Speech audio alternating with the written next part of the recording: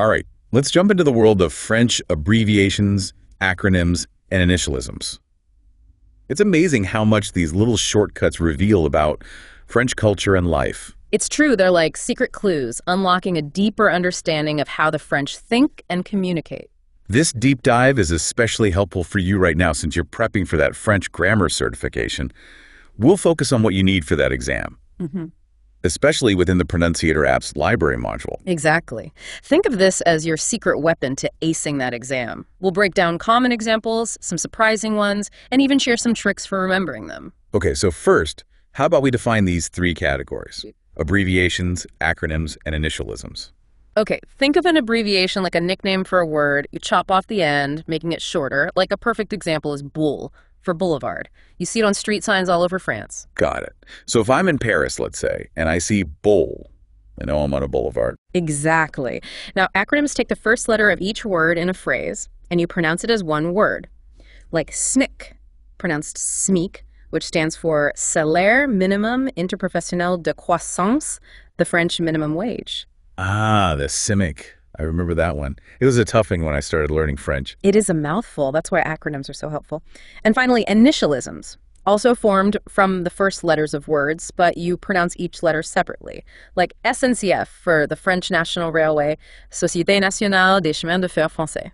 Okay, so abbreviations are shortened words, acronyms are pronounceable abbreviations, and initialisms are abbreviations pronounced letter by letter. Got it. Now let's use what we learned and imagine a typical day in France. Sounds fun.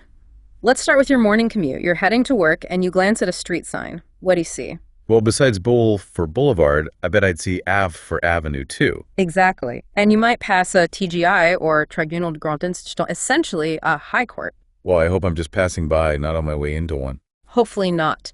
Now you check your phone to make sure you're on time for your RDV, or rendezvous at work. That phrase, you'll want to memorize that one. RDV, rendezvous, got it. But say I'm running late and need to text my boss. How do I say please in French text slang? You'd use STP for s'il te plaît. It's informal, but for a quick text, it's fine. Speaking of technology, I bet the digital world in France is full of its own abbreviations. Absolutely. You might need to connect to the internet. Back in the day, you might have used ADSL, but nowadays, things have moved on. And what about staying informed? The French have their own version of CNN or BBC News, right? You're thinking of BFM TV, a very popular news channel. You'll see it everywhere. So even if I don't understand everything on a French news website, at least I can figure out the abbreviations. Exactly. Now let's say you're at work trying to understand your employment contract. You might see the term CDD, which stands for Contrat à durée déterminée. So a CDD is basically a fixed-term contract. Makes sense. I've also heard about France's 35-hour work week. Is there an abbreviation for that? There is. It's RTT for Réduction du temps de travail. It's all about reducing work hours, promoting a good work-life balance, something the French are very serious about. I can see why. After a long day, wouldn't it be nice to relax with some French TV? Absolutely. Just turn on the TNT or Télévision Numérique Terrestre for some digital TV. TNT, their digital TV. Got it. While I'm channel surfing, I bet I'd see those iconic French channels. Channels like TF1, M6, and FR3, they're staples of French television. Each one has its own unique programming and identity. Okay, so after work and TV, it's time for bed. But before that, let's talk about another big part of French life, education. I know you have some interesting insights about that. Oh, definitely.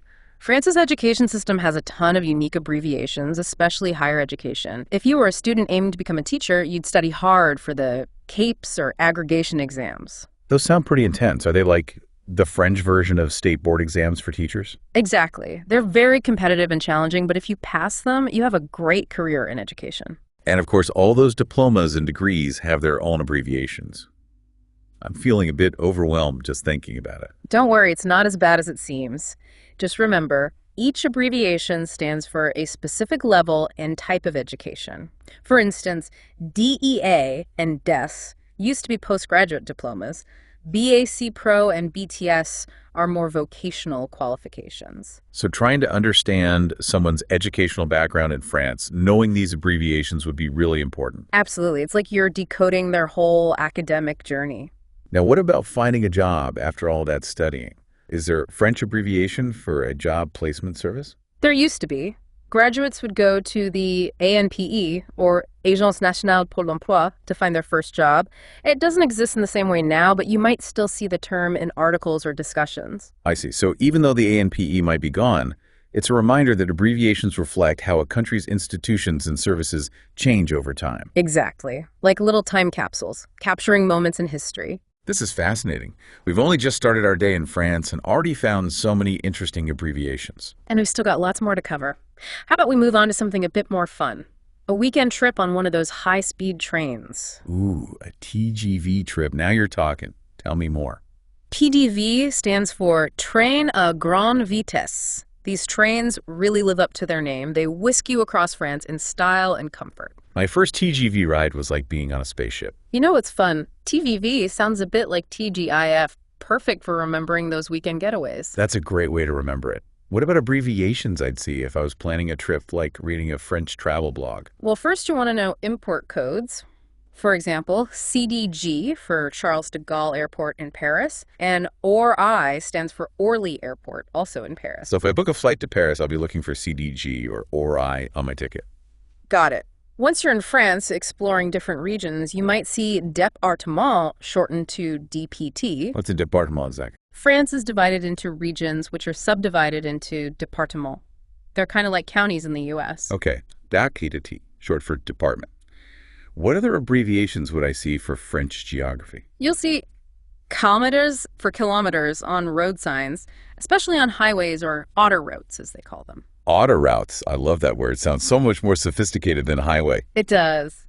Speaking of sophisticated, let's talk about another part of French culture that's famous worldwide. The food. Ooh la la, French food. One of the reasons I'm so excited to visit. Any abbreviations I should know for menus or recipes? Definitely. One you'll often see, especially on wine or cheese, is AOC. It stands for Appellation d'origine contrôlée, guaranteeing the quality and origin of certain French products. So it's about protecting those regional specialties, making sure they're authentic. Exactly. AOC on a product means you're getting the real deal, something that reflects the terroir of a region. Terroir, that word says so much about French food culture. The land, the climate, the traditions, all coming together to create something special. Absolutely. The French are very proud of that. Now, to find a bakery, look out for boulangerie, sometimes shortened to blug. That's where you'll find croissants, baguettes, all the good stuff. And those fancy pastry shops with elaborate cakes and tarts. Pâtisseries, often shortened to huge, a feast for the eyes and the stomach. I can't wait to try them all. Yeah. But let's get back to French grammar and the abbreviations you might see on your certification exam. Good point. We want you to be prepared. One that trips people up is OVNI, for Objet Volant Non Identifié. OVNI, that's UFO. So the French have their own abbreviation, even for extraterrestrials. They do, and it shows how some French abbreviations are similar to English, making them easier to remember. That's good to hear. What about formal ways to abbreviate titles like Monsieur and Madame? I know those are important for writing. Absolutely. In English, you'd use Mr. and Mrs., but in French, it's M for Monsieur and Madame for Madame. I see. Those periods are important. They are. And speaking of periods, don't forget, etc. for etc. Thankfully, that one's the same in both languages. That's a relief. Are there any abbreviations for French business and finance? Tons. One you should know for your certification, and just in general, is CAC 40. It's the French stock market index, like the Dow Jones in the U.S. So if I'm reading a French news article about the economy, I'll probably see CAC 40. Exactly. And if you're looking at job postings, you'll often see PDG for Président Directeur Général, CEO, and DRH for Directeur des Ressources Humaines, the Human Resources Director. And of course, there are taxes. France has a value-added tax like sales tax here. Is there an abbreviation for that? Yes. It's TVA for Taxe sur la valeur ajoutée. And while we're talking taxes, IR stands for Impôt sur le revenu income tax. TVA for VAT, IR for income tax. Got it. Okay, let's leave the world of business and talk about something a bit more Rebellious. rebellious. What do you have in mind? Those student protests and demonstrations France is famous for. I bet there are some cool abbreviations related to those. You're right. Student activism is a big part of French culture and history. You'll see abbreviations like UNI for Union Nationale Interuniversitaire, a major student union. So UNI is like their national student organization. Exactly. And if you're reading about protests, you might see MANIF for manifestation. the French word for demonstration or protest. Manif, short for protest. Got it. French politics can be pretty complicated. Lots of parties and ideologies. Any must-know abbreviations there? Definitely. We already mentioned the PS, or Socialist Party, but there's also the UMP, which stood for Union pour un Mouvement Populaire. But they've changed their name to Les Républicains, or LR for short. So UMP is now LR. It's like a game of musical acronyms. Sometimes it feels that way. On the other end of the spectrum, you have the FN, or Front National, now known as Rassemblement National, or RN. Right, I've heard about them. They're considered a far-right party, right? That's right. Then there's EELV, which stands for Europe Écologie Les Verts, the Green Party focused on environmental issues. So if I'm trying to understand a French news article about politics, knowing these abbreviations is really helpful. Yeah, it's like having a decoder ring for the political landscape. And it shows how learning a language is more than just vocabulary. It's understanding the cultural and societal context. I totally agree. Now, before we go further, let's talk about something important for you as you prepare for your French grammar certification. You mean the Pronunciator app? Exactly. I can't overstate how helpful it is for mastering abbreviations and acing that exam. It's a great tool, especially the library module, with lessons on abbreviations, acronyms, and initialisms. And they have interactive exercises and quizzes to test your knowledge and practice pronunciation. It's like a personal French tutor right in your pocket. So if you're feeling overwhelmed, don't worry. The Pronunciator app is there to guide you. And the more you practice, the more confident you'll become. You'll be using these abbreviations like a native speaker. That's the goal. Ready to continue our exploration of French abbreviations? I can't wait to see what else you've got. Absolutely. Let's dive back in and discover more of these linguistic gems that make French so fascinating. Okay, let's get back to our French abbreviations, acronyms, and initialisms. Remember, we're trying to help you pass that French grammar certification. Right. So far, we've talked about everyday life, technology, travel, food, even a little politics. And now, how about we focus on something that comes up a lot on language exams? French history and culture. History and culture, my favorites. I'm ready to time travel with French abbreviations. Perfect. Let's say you're at a museum in Paris looking at all the amazing artifacts and art. You see a plaque that mentions the Ancien Régime. Ancien Régime, that sounds familiar. It's the period before the French Revolution, right? Exactly. And you might see it abbreviated as AR. It's helpful to know when you're reading about history or looking at museum stuff. Got it. AR for Ancien Régime. I'll write that down. What about those famous French kings and queens? Are there any abbreviations for them? Yeah. For example, Louis XIV is often called Louis le Grand, or even just Le Grand Roi. You might see these terms in historical texts or even in the names of streets and buildings. Wow. So even centuries later, French abbreviations are still all over the place. It's true. They're part of the fabric of French history and culture. Speaking of history, let's jump ahead to a period that really changed France, World War II. Okay, let's hear some wartime abbreviations. During the war, the French resistance was super important in fighting against the Nazis.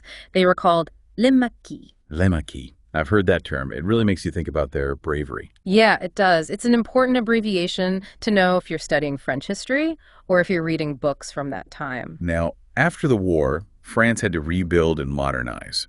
Were there any important abbreviations from that era? There were. One you might come across is Cent Glorieuses. Literally, it means 30 glorious. It refers to the years of economic boom and growth that France had from the end of World War II until the early 1970s. 30 glorieuses. It sounds like a golden age for France. It was a time of real progress and change in many areas: industry, technology, infrastructure, social welfare. So abbreviations can capture the feeling of a whole period, like a shortcut for a huge change in history. Exactly. Now let's change gears a bit. Did you know that even the way the French talk about love and relationships has its own abbreviations? Really? That's interesting. Tell me more. Okay, in the world of romance, you might see chérie. It means darling or sweetheart. Often it's shortened to chérie for a man and chérie for a woman. Chérie and chérie. Those words sound so romantic. They do, and if you're in a serious relationship, you might call your significant other your moitié, which means half. Oh, that's cute. It's like saying they're your other half. Yeah, it shows how close you are. So even when it comes to love, the French like to keep things short. They do. Speaking of keeping things short, let's go back to French politics for a minute. Okay, back to politics. I'm ready for more. So we talked about some of the big political parties. But did you know that even the French Parliament has its own abbreviations? I wouldn't be surprised. What are some of the important ones? The lower house of Parliament is the Assemblée nationale, or AN for short. The upper house is the Senat, which thankfully doesn't have an abbreviation. Okay, AN for Assemblée nationale. Got it. Now, when you're reading about French politics, you might see the word loi, which just means law. Like you might hear about a new law being discussed in Parliament. So if I see law and then a number or a year, it's probably talking about a specific law. Right. For instance, Loi Veil refers to the law that made abortion legal in France, named after Simone Veil, the French Minister of Health who really fought for it. Wow, so even these little abbreviations can have a lot of meaning, historically and socially. Absolutely. They're not just shortcuts. They represent big ideas and important moments in history. This is all so interesting. I feel like I'm understanding the French language so much better now. That's what's great about learning a new language. It's more than just memorizing words and grammar. It's about getting to know another culture and seeing the world in a new way. I agree. Now, before we move on, let's take a second to think about our listener, who's working hard to get ready for their French grammar certification. Yeah, definitely. We want to make sure they're ready to handle those tricky abbreviations on the exam. And remember, the Pronunciator app is an awesome resource for practicing your pronunciation and testing yourself. It's like having a secret tool to help you learn the language. So use it. Are you ready to continue our journey with French abbreviations? I'm excited to see what else we can discover. Absolutely. Let's keep going and explore those little gems that make French such a cool language. Okay, so let's continue exploring these French abbreviations. I'm ready. It's amazing how these little things can tell you so much about French culture and history. They really can. And remember, for you, knowing them is key for that grammar certification. Let's look at some practical examples you might see in everyday life. Sounds good. It's all about making those connections between grammar and real-life situations. Exactly. Let's say you're in a French city and need to find the metro. You might see a sign that says metro, but often it's just the letter M with a circle around it. Oh, like a universal symbol, kind of like how we use a P for parking. Exactly. Looking for a bus stop, you want to look out for arrêt de bus. Often it's shortened to just bus on the signs. For metro, bus, for bus stop. Got it. What about those pharmacies you see everywhere in France? Is there an abbreviation for those? You're right. Pharmacies are everywhere in France, often marked with a green cross and the word pharmacy. Sometimes it's just the cross. Oh, so a visual abbreviation. Makes sense. Now, what if I need to find a restroom? There's going to be a French abbreviation for that. There is. You might see WC, which stands for water closet, or sometimes toilettes is shortened to TT. Okay, WC or TT for restrooms. Good to know. It's funny how even the most basic things have their own abbreviations. That's true. And since we're talking about basic things, imagine you're grocery shopping. You might see signs for fruits et légumes, but usually it's just FNL. FNL for fruits and vegetables. Easy enough. Looking for the dairy section, you might see produits laitiers, shortened to PL. PL for dairy. Yeah. Okay. What about all those amazing French cheeses? Any abbreviations for those? Oh, yeah. Remember AOC, you'll see it on lots of cheese labels. It means the cheese has a protected designation of origin. You might also see AOP, which stands for Appellation d'origine protégée. Wait, AOC and AOP, what's the difference? They're basically the same. AOP is the newer term used by the European Union. AOC is the original French term. Ah, so it's just different words for the same thing. The important part is that they both mean quality and authenticity. Exactly. Now, let's say you're paying for your groceries. You might hear the cashier say CB, which stands for carte bancaire. So CB just means credit card or debit card. Makes sense. And if you're paying with cash, you might see the abbreviation espèces. Espèces for cash. Got it. This is so helpful. It's like a crash course in how to get around in France. That's the idea. And even if you don't see all these on your exam, knowing them will make you a more confident French speaker. I agree. Before we finish up, let's talk to our listener who's getting ready for that French grammar certification. Definitely. Yeah. What should we tell them? I think the big thing is learning French abbreviations is like discovering a whole new side of the language and culture. It's not just about memorizing acronyms. It's about understanding how these shortcuts reflect French history, humor, and everyday life. And remember, it takes time. Don't rush it. Be curious and don't be afraid to make mistakes. Exactly. Mistakes are part of learning. That's what's great about the Pronunciator app. You can make those mistakes in a safe environment. So true. It's like having your own French coach helping you every step of the way. Keep practicing, keep learning, and keep discovering those little linguistic gems that make French so special. Well said. That's all for our deep dive into French abbreviations, acronyms, and initialisms. We hope you enjoyed it and are feeling more confident about your French language journey.